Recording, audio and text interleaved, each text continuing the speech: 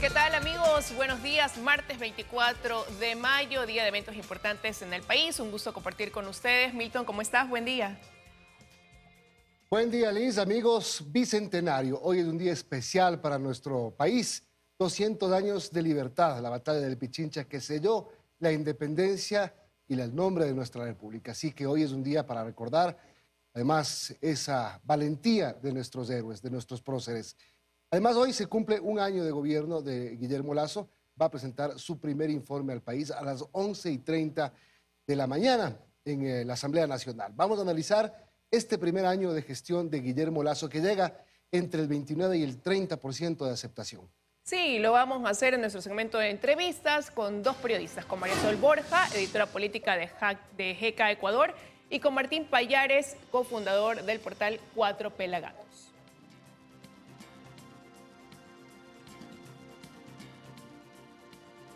Así es, vamos a empezar con la información.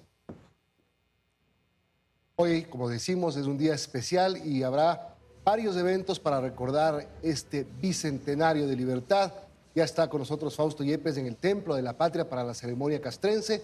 También está Belén Merizalde en la Asamblea Nacional, donde desde las 9 de la mañana van a empezar a llegar las personas invitadas, que serán más o menos 500 para el primer informe a la nación del presidente de la República. Sí, precisamente vamos de inmediato contigo, Belén, para que nos des más detalles de cuál es el ambiente que ya se siente a esta hora ahí en los exteriores, quizás de la Asamblea Nacional, donde, como ya lo denunciaba Milton, el presidente Guillermo Lasso a las 11:30 dará su discurso a la nación sobre su primer año de gestión, pero previamente lo hará también la presidenta de la Asamblea, Guadalupe Llori. Belén, te escuchamos.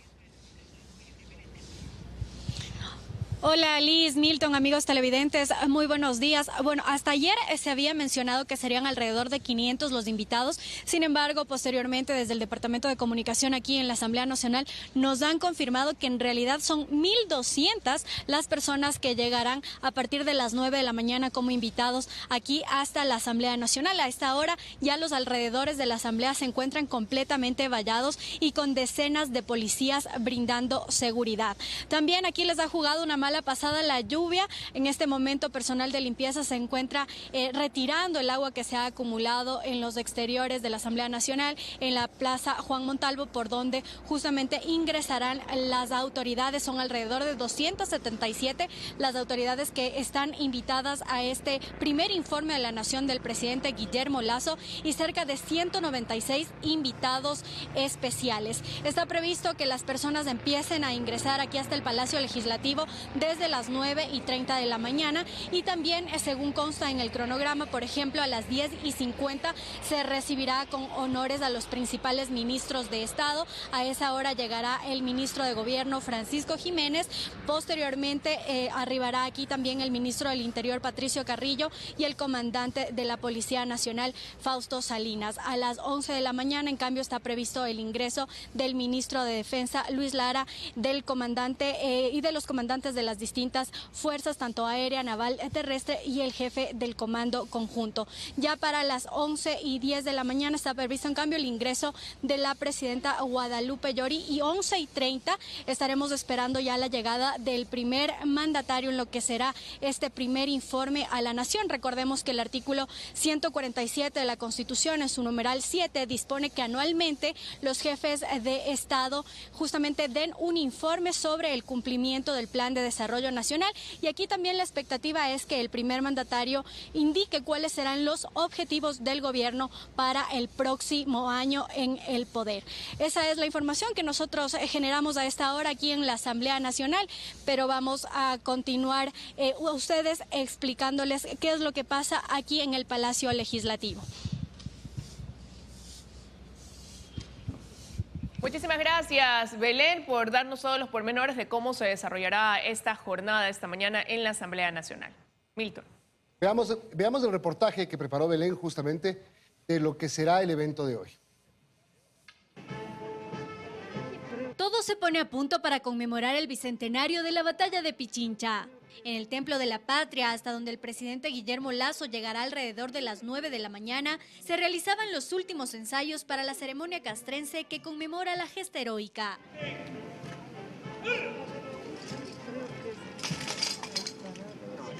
Posteriormente, el presidente se dirigirá a la Asamblea Nacional, en donde, según lo dispone el artículo 147, numeral 7 de la Constitución, deberá presentar el informe de cumplimiento del Plan Nacional de Desarrollo, más conocido como Informe a la Nación. El acto se desarrollará desde las 11:30 en el Salón Plenario Nela Martínez. Arrancará con el discurso de la presidenta de la Asamblea, Guadalupe Llori, y posteriormente intervendrá el presidente Lasso. El salón hoy luce así. Allí ya se desalojaron las curules de los legisladores y se colocaron sillas para los invitados. En total se espera que lleguen cerca de 1.200 personas. Las puertas se abrirán desde las 7 de la mañana y los invitados ingresarán desde las 9:30. Los alrededores de la asamblea ya se encuentran vallados desde este lunes por seguridad. En la tarde, en cambio, el presidente se dirigirá hasta la iglesia de la Catedral, en donde se encuentra el mausoleo del mariscal Antonio José de Sucre. Allí se colocará una ofrenda floral. Durante las primeras horas de este lunes, en los exteriores de la iglesia se realizó una limpieza con hidrolavadora para dejar el lugar apto para recibir a los principales invitados. En Quito, Belén Merizalde, 24 horas. Bueno, son las 7 de la mañana con 7 minutos y, bueno, empiezan muy temprano los eventos. Como vemos, está Fausto en el Templo de la Patria. Sí, esto en la Cima de la Libertad. Fausto, ahí se va a realizar una ceremonia castrense también. Cuéntanos más, buen día. Gracias, hola, ¿qué tal, Liz? Amigos, un buen día para todos. Acá en la Cima de la Libertad, precisamente es el primer acto que se realizará en honor a este bicentenario. Acá los preparativos se iniciaban desde cerca de las 6 de la mañana, ya con la llegada de todo el personal para instalar ya todas las sillas que recibirán a las autoridades de Estado. En este momento ya vemos en imágenes a los cadetes de las 3 ramas que están ingresando para ser parte de esta ceremonia por el bicentenario. A este evento comenzará a las 9 en punto de la mañana.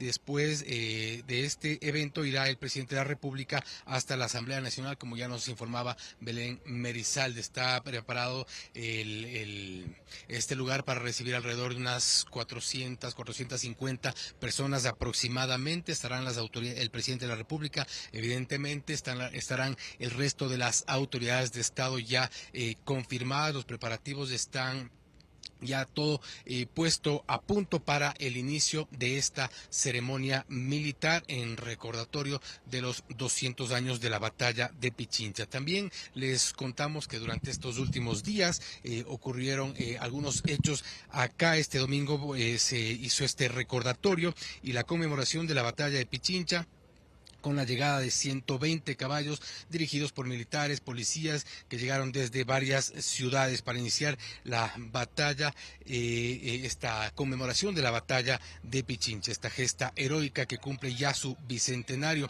Este grupo salió el pasado 5 de mayo con 80 caballos desde Guayaquil. Se emuló básicamente todo el recorrido que realizaron las tropas hasta llegar a este lugar donde se recuerda pues la batalla de Pichincha. Está ya instalado absolutamente todo, los preparativos están ya a punto. Se espera ya en aproximadamente 2 horas la llegada del presidente de la República y, como decíamos, también del resto de las autoridades de Estado. Los cadetes de las 3 ramas de las Fuerzas Armadas están ya preparados para iniciar con este evento. Estaremos también conectándonos con ustedes una vez que inicie esta ceremonia militar, ya con todas las solemnidades que corresponden, y estaremos también para conectarnos y enseguida contarles qué es lo que ocurre acá. Habrá también pronunciamientos y nos enlazaremos oportunamente. Seguimos con ustedes en los estudios. Liz, Milton, un buen día para todos. Buenos días, Fausto. Muchísimas gracias. Estaremos atentos para volvernos a enlazar contigo.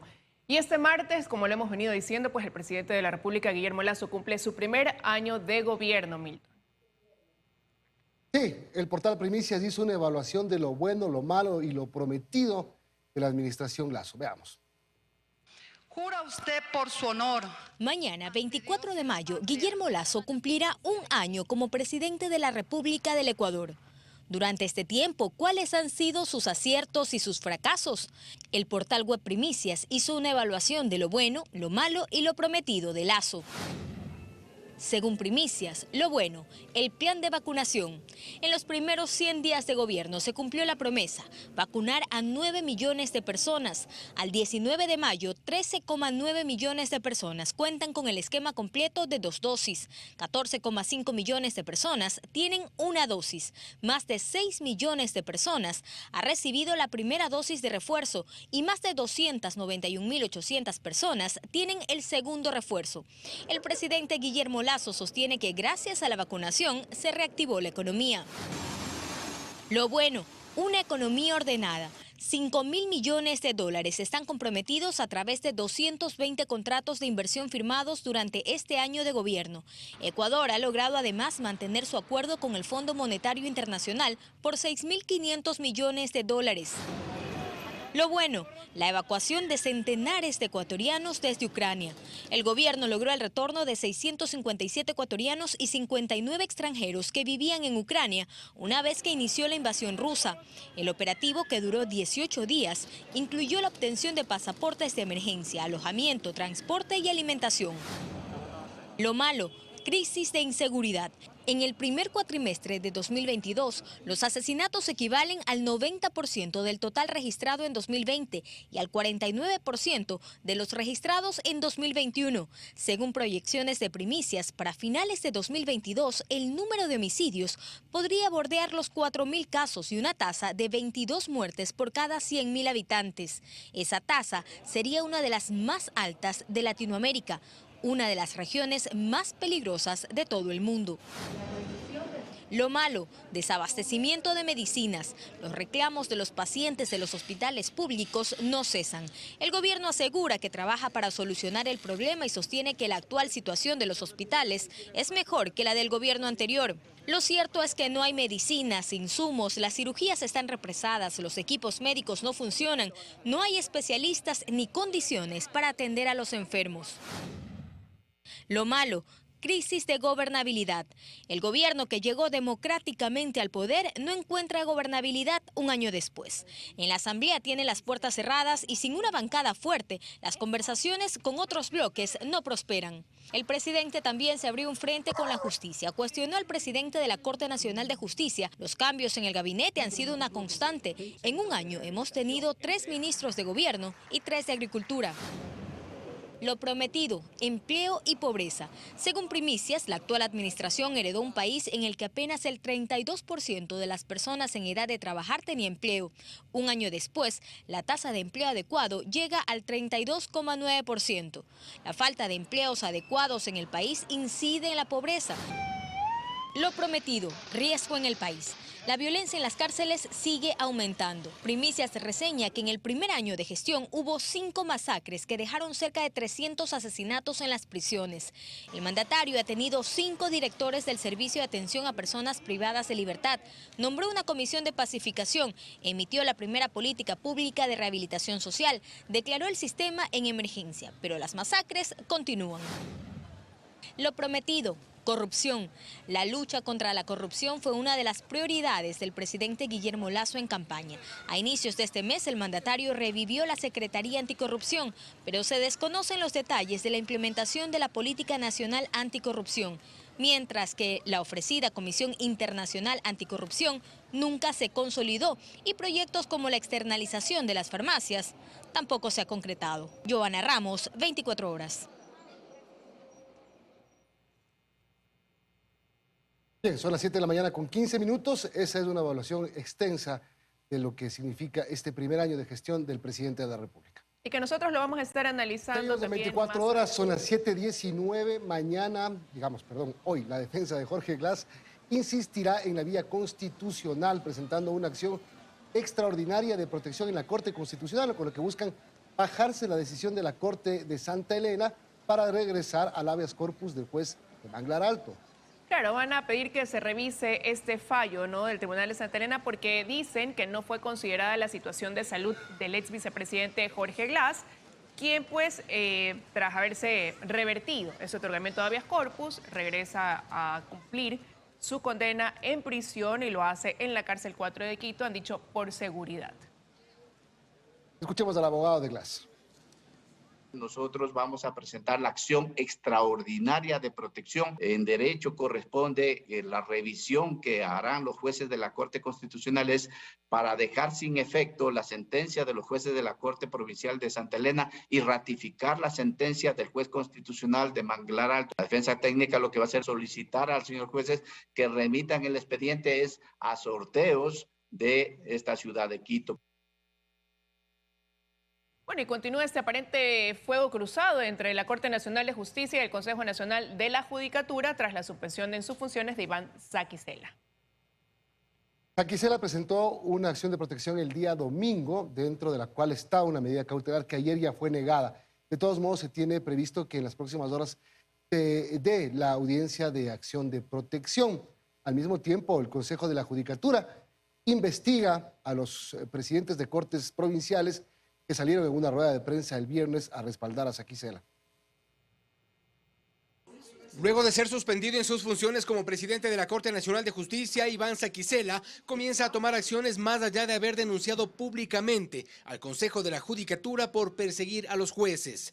A través de su cuenta de Twitter este lunes dice que han vulnerado sus derechos y por ello ha presentado una acción constitucional en el lugar de su domicilio. Va a ser una audiencia oral, pública, que cualquier ciudadano del Ecuador pueda escuchar cuáles son nuestros argumentos. Y esto en sintonía con su reacción primera cuando fue notificado de la suspensión de sus funciones por supuesta negligencia manifiesta al no acelerar el proceso de extradición de Rafael Correa. Saquicela ya advertía una arremetida de la Judicatura con Fausto Murillo y Juan José Morillo a la cabeza. Muy extraño, precisamente con 2 votos, 2 personas son las que pretenden destituir al presidente de la Corte, algo insólito. No obstante, algunos jueces provinciales ya le mostraron públicamente su respaldo a Saquicela. Vamos a hacer conocer finalmente a organismos internacionales correspondientes los graves acontecimientos que están sucediendo. Inmiscuirse en la administración de justicia para degradarnos. Y lo que se veía venir, llegó. El Consejo de la Judicatura abrió un segundo capítulo de amenazas y sanciones a jueces, esta vez en contra de quienes participaron en la rueda de prensa por no estar en sus lugares de trabajo. El protagonista de esta historia es Iván Saquicela, quien antes de ser sancionado cuestionó que se tenga fiscales provinciales encargados por más de 4 años, déficit de 500 fiscales en el país, notarios prorrogados en funciones, precarización laboral en la función judicial por falta de concurso y la falta de despacho del Consejo de Participación Ciudadana y Control Social sobre la terna enviada para completar el Consejo de la Judicatura, lo que para Saquicela supone una nueva metida de mano a la justicia. Saquicela ha presentado su acción constitucional en Cuenca, lugar de su domicilio, y lo hizo en domingo a las 20:48, como adelantándose al nuevo episodio que estará a cargo del Consejo de Participación Ciudadana. Y es que allí, tras un largo silencio, se ha convocado a sesión de último momento este feriado y la convocatoria es a analizar la procedencia de realizar un nuevo proceso de designación de un vocal principal del Consejo de la Judicatura por la terna enviada por la Corte Nacional de Justicia. Es una suerte de golpe de Estado al poder judicial porque es parte de la estructura del poder del Estado. Y con tantas convocatorias, ataques y réplicas, el desenlace aún es incierto. Lo real es que la función judicial da de qué hablar hasta en feriado. Fausto Yepes, 24 horas.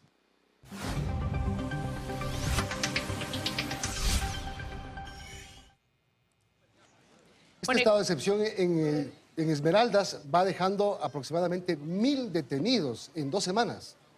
Sí, para hablar también de las cifras que deja también la violencia en Esmeraldas, estos últimos hechos violentos hablan de 4 atentados de bombas, 2 sicariatos, varios enfrentamientos entre bandas. Ayer la policía justamente hacía una especie de operativo para desactivar un aparato explosivo. Pese a ese estado de excepción, se sigue registrando un elevado índice de sucesos violentos. Vamos a Esmeraldas para ver qué nos cuenta hoy, cómo inicia la semana Esmeraldas, esta semana más corta, pero sobre todo cómo termina el feriado, un feriado en el que los turistas tuvieron miedo de ir en su mayoría a Esmeraldas. Paul Cuello está en Esmeraldas para contar los detalles. Hola Paul, buenos días. Hola Milton, ¿qué tal amigos? Buenos días. Inicia de esta manera, con operativos Milton, Liz, Esmeraldas. Preocupante la situación que ocurre acá durante este fin de semana. Como bien mencionaba Liz, se registraron varios hechos violentos. La situación no cambió mucho a comparación de la semana pasada. Se registraron 4 atentados de bombas en diferentes zonas de acá de la ciudad. Se registró también un hecho alarmante que conmocionó a la ciudadanía.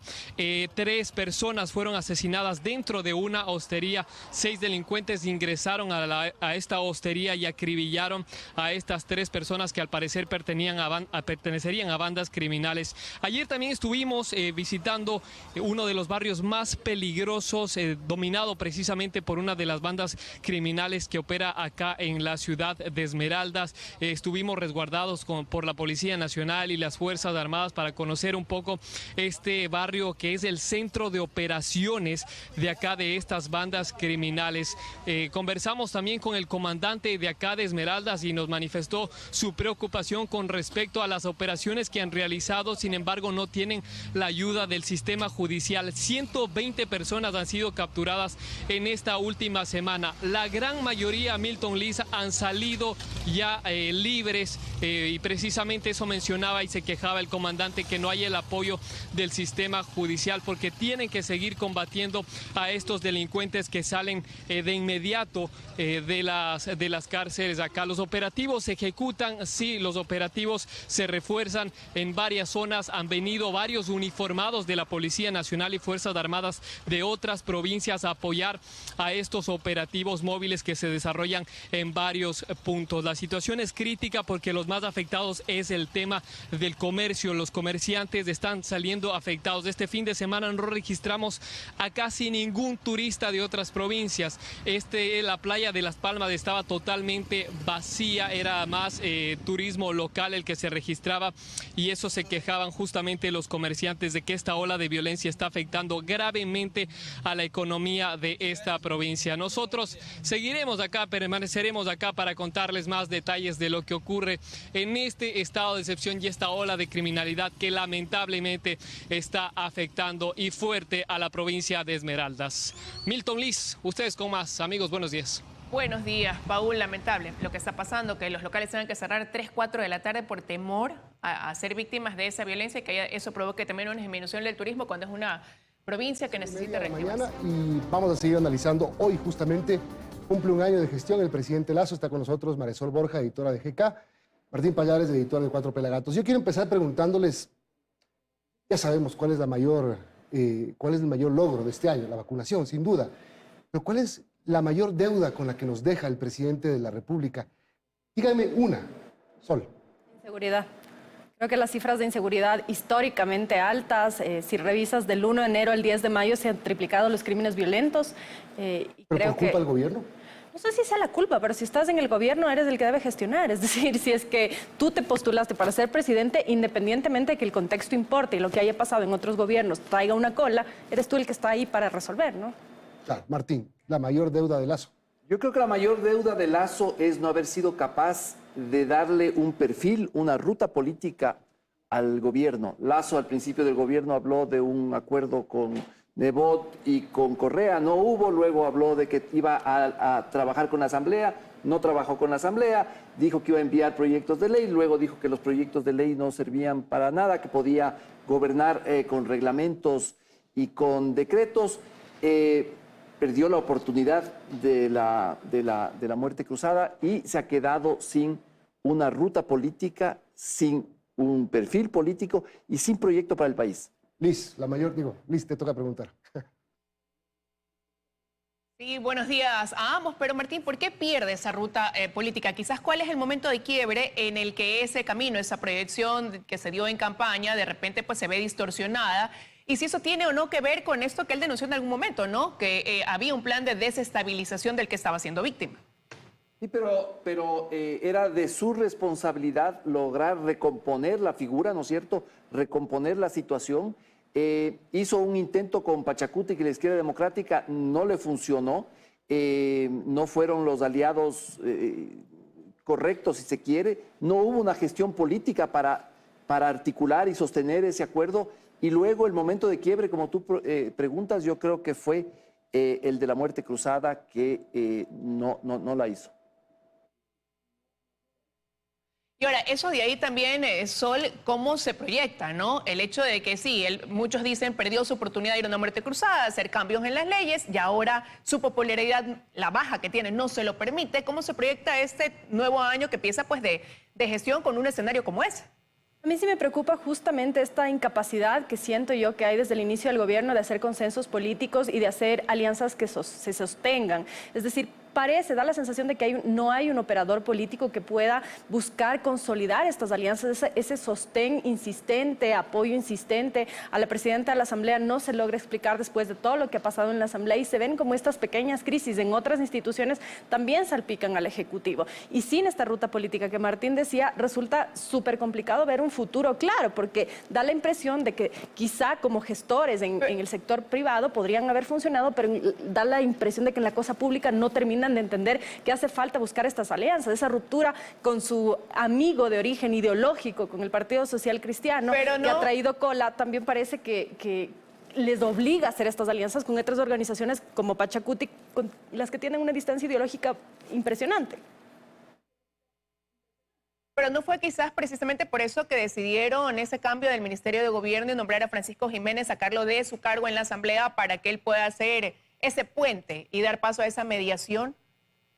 Sí, aparentemente en la Asamblea veían a Francisco Jiménez también como una figura con la cual se podía dialogar, incluso el Partido Social Cristiano, UNES, que han sido dos organizaciones políticas totalmente distanciadas desde el inicio del gobierno. UNES sabíamos siempre que iba a ser oposición, no así con el Partido Social Cristiano, y quizá esta figura podría significar un puente. Hasta este momento no termino yo de ver que ese puente exista. Vamos a ver en este año que inicia si es que en efecto se consolida este puente y se puede hacer un diálogo político que pueda permitir que el proyecto político del gobierno se materialice de alguna manera a través de los proyectos de ley que hasta este momento han sido de alguna manera pospuestos, dice el presidente, porque la Asamblea no se lo permite, pero también el gobierno tendría que preguntarse qué estamos haciendo de manera inadecuada para que la Asamblea no los acepte.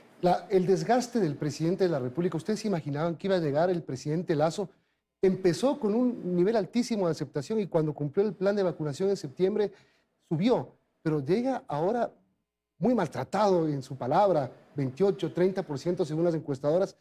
Ni Lenín Moreno en su primer año, que llegó con el 45% aproximadamente. Cierto es que el primer año de Moreno fue la implosión en el correísmo que seguramente le dio mucha popularidad. Pero ustedes se imaginaban, y empiezo contigo Martín, que Lasso iba a llegar tan mal al primer año en su credibilidad. Personalmente no me hubiera imaginado que hubiera llegado a estos niveles en el primer año, pero creo que es el resultado obvio de la ausencia de un proyecto de país, ¿no es cierto? El gobierno, así como decía yo, que no impuso una ruta política, no le dio un perfil político al gobierno, también fue incapaz de darle un proyecto a este país. El primer proyecto fue la vacunación y todos estábamos contentos y felices y el gobierno tenía unos buenos niveles, pero se acabó la vacunación y no hubo proyecto. Había hablado del tema del empleo, no pasó porque además en la Asamblea no tiene un escenario donde pueda aprobar un proyecto de ley para solucionar el tema del empleo. La reactivación económica tampoco operó y luego un proyecto que pudo haber montado, ¿no es cierto? Y que muchas veces los proyectos son también un tema de comunicación, es el tema de la seguridad.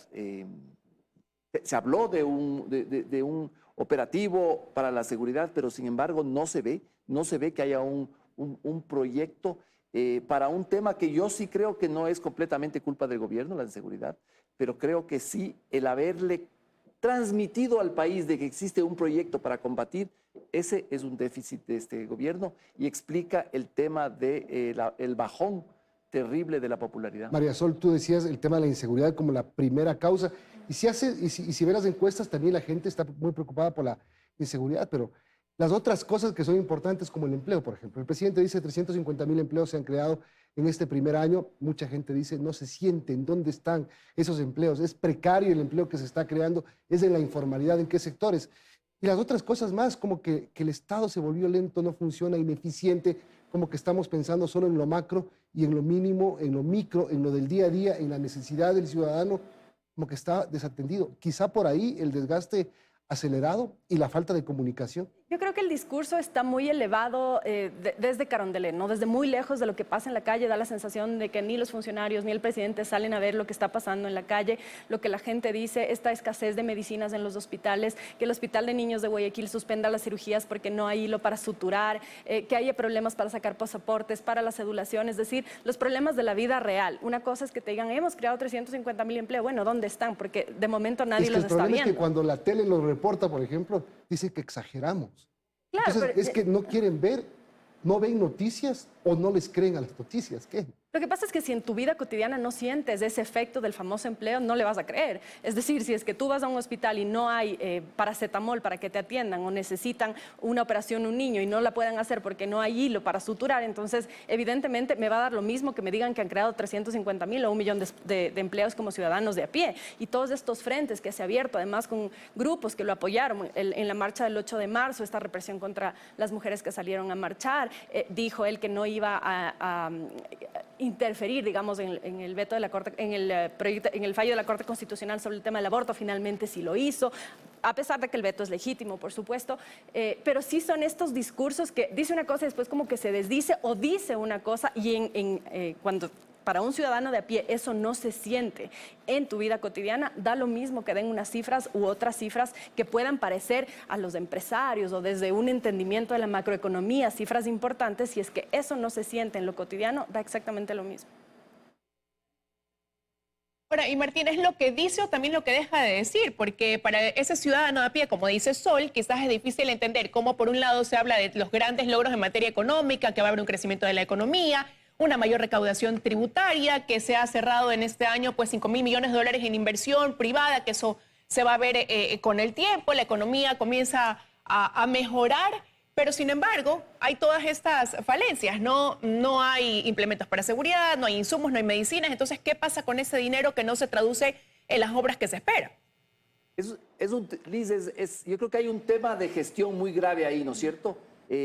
Es incomprensible que mientras es evidente que existe un tema con las medicinas, no exista un equipo del gobierno que se ocupe de eso. Es un tema de gestión, el tema de los hospitales, el tema ciertas veces de las carreteras, ¿no es cierto? Se han hecho logros importantísimos en política fiscal. Yo creo que eso es histórico, no es poca cosa. El poner orden en las cifras es realmente, yo creo que es admirable. Pero sin embargo, eso no va acompañado de un cierto compadecimiento con la situación, ¿no es cierto? Parece que hubiera una desconexión con el país. Entonces, solucionar problemas que pueden ser incluso más fáciles de solucionar que el de la política fiscal, como el entregar medicinas a los hospitales. Ese yo creo que es un tema de gestión donde no existe una evaluación por parte del presidente por resultados de sus ministros, ¿no es cierto? Yo creo que los ministros tienen que ser evaluados por resultados y exigirles cuentas sobre eso. Y eso va ligado, Sol, con lo que tú decías al inicio, hablando de la inseguridad, ¿no? Un problema tan grande y de repente en enero se anunciaron 9 millones de dólares y se demoraron 3 meses en decir, ya llegaron a la Policía Nacional, ¿no? Y en ese sentido, preguntarte también si es que sientes que se evidencian estas políticas públicas para resolver estos problemas estructurales o más bien son medidas parches para ir saliendo del problema poco a poco, pero no de manera sostenida.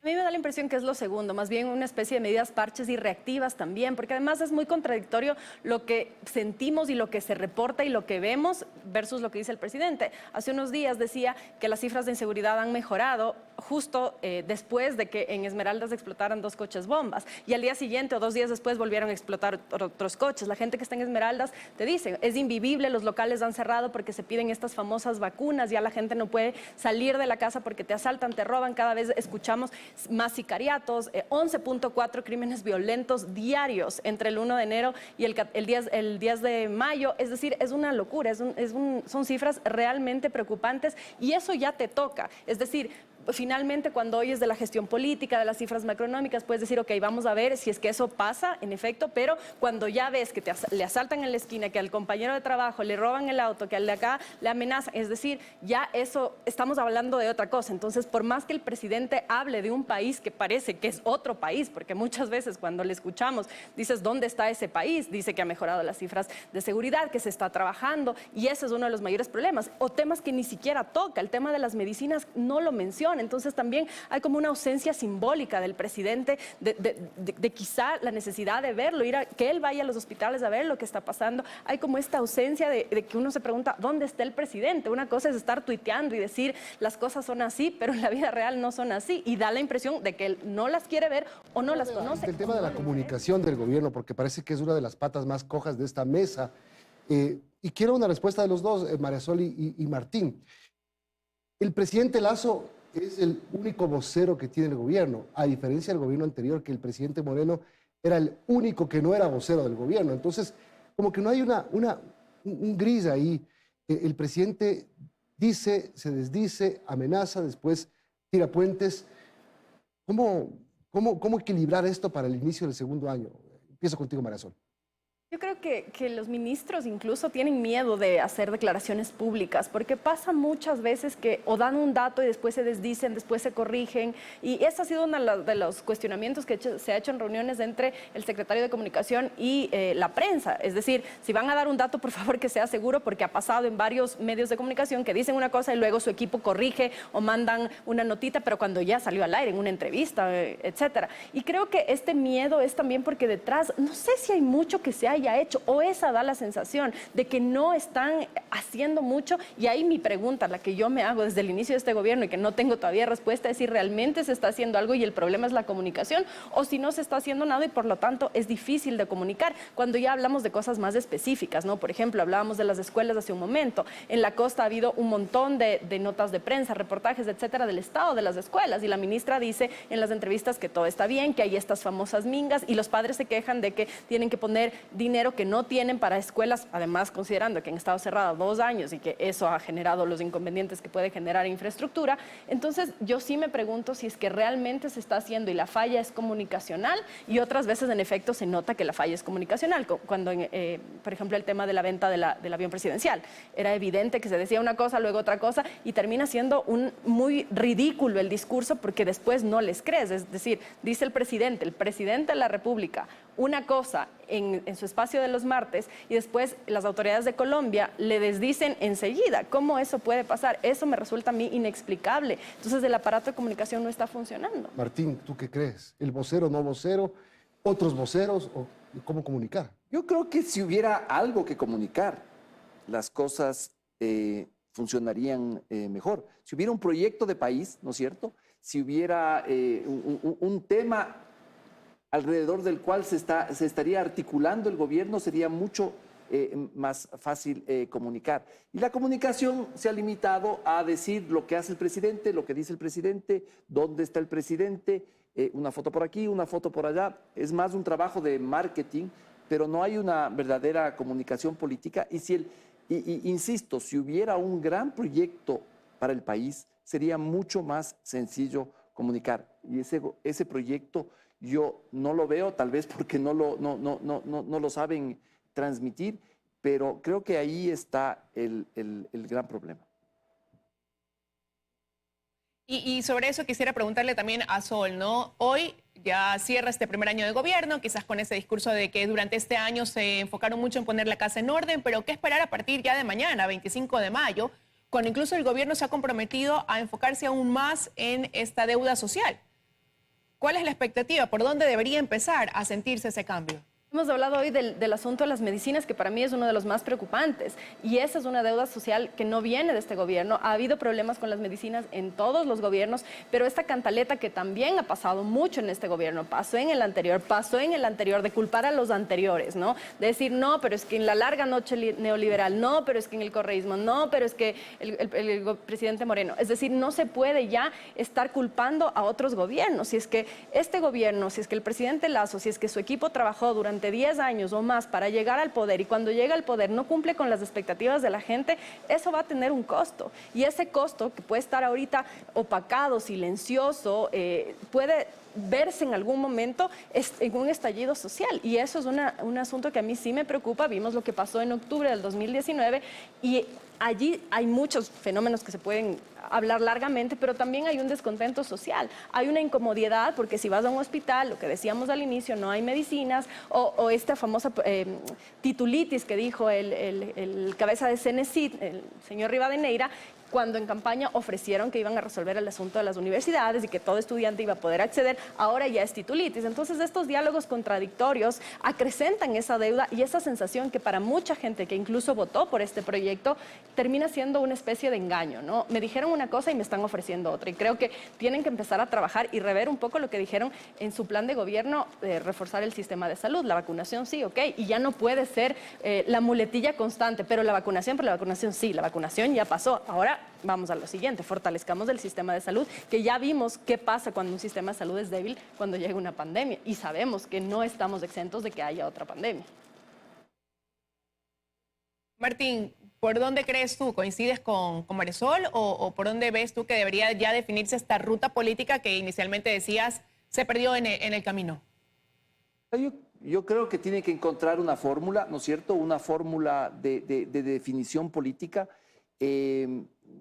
No sé qué estará pensando el equipo político de Guillermo Lasso, pero tienen que encontrar una fórmula para gobernar este país a través de, no sé, no se me ocurre porque yo no soy el especialista, le veo muy difícil, no veo en la Asamblea por dónde puedan haber acuerdos con los que pensaron que habían acuerdos. Las diferencias ideológicas eran muy grandes, no iba a haber un progreso en ciertos temas del corte liberal que se supone por el que se votó y por el que ganó en las elecciones, ¿no es cierto? Y del otro lado lo único que hay es un proyecto desestabilizador en la Asamblea, porque también estamos a un año del funcionamiento de la Asamblea, y yo creo que ese ha sido un tema absolutamente siniestro, ¿no es cierto? La mayoría actual en la Asamblea, la nueva mayoría, es una mayoría cuyo único proyecto ha sido el de desestabilizar al gobierno. No ha presentado ni un solo proyecto de país, así como el gobierno. Hay que ver las cosas también del otro lado, ¿no es cierto? ¿Cuál ha sido el proyecto de país que ha presentado el correísmo o el socialcristianismo? No, ninguno. Ni siquiera tampoco los aliados del gobierno. Entonces, no se me ocurre por dónde, yo le veo muy difícil, pero es un Estado al que hay que administrar y es responsabilidad del gobierno también encontrar esa fórmula. Tenemos un minuto. No hubo 100 minutos, no hubo 100 horas, no hubo 100 días. Hay una nueva oportunidad en este inicio del segundo año. ¿Por dónde debería empezar? Quizá cambios en su gabinete, María Sol, quizá anunciar algún proyecto que sea palpable, no un tren, no una cosa de larga data que no se la pueda ver, pero, no sé, salir a la calle a dar medicinas a los hospitales, no sé, ¿por dónde? Yo sí creo que hay un problema de falta de diversidad en el gabinete. Me parece que ya lo conversamos contigo, Milton, en algún momento. Esta falta de diversidad de gente que piensa muy similar, que viene de un origen similar, y eso hace que no haya esta visión un poco más amplia, ¿no? Incluso ahí hay una deuda. El presidente decía que iba a tener un gabinete paritario. En este momento el gabinete tiene 51 hombres y 10 mujeres. Ni siquiera en paridad de género. Ahora, si hablamos de diversidad de otra índole, es aún menos diverso, digamos. Y bajo esa lógica, no tener un gabinete diverso tampoco permite aportar miradas de problemas que quizá no están viendo, por un lado. Por otro lado, sí creo también que hay que salir un poco más a la calle, hay que salir un poco de esta burbuja, de estos datos en frío que no reflejan lo que le pasa al ciudadano común y corriente. Tú sigues viendo estos vehículos que pasan a toda velocidad por las zonas de los buses que supuestamente no pueden pasar, entonces no se enteran qué pasa, que en el tráfico te asaltan, si te paras en una esquina, entonces es más tarde, te rompen el vidrio, te asaltan, o si es que tienes que salir a hacer un trámite, regreso al tema de los pasaportes, de las cédulas, no pasas porque ellos no pasan por ese proceso. Entonces también me parece que hace falta salir un poco más a la calle, escuchar un poco más a la gente. Martín, si tú fueras presidente, sales de la Asamblea presentando tu primer informe a la Nación, ¿qué es lo que hicieras? Bueno, yo sé que si realmente fueras presidente, ya no fueras presidente.